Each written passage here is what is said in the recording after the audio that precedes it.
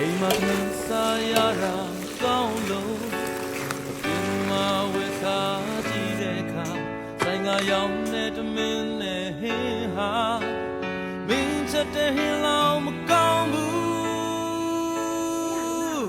မင်းလောင်ကိုပေါ်ဘသူမှမကောင်းဘူးဒီပြောင်းတဲ့တာကိုကြွယ်ကောင်းနိုင်သော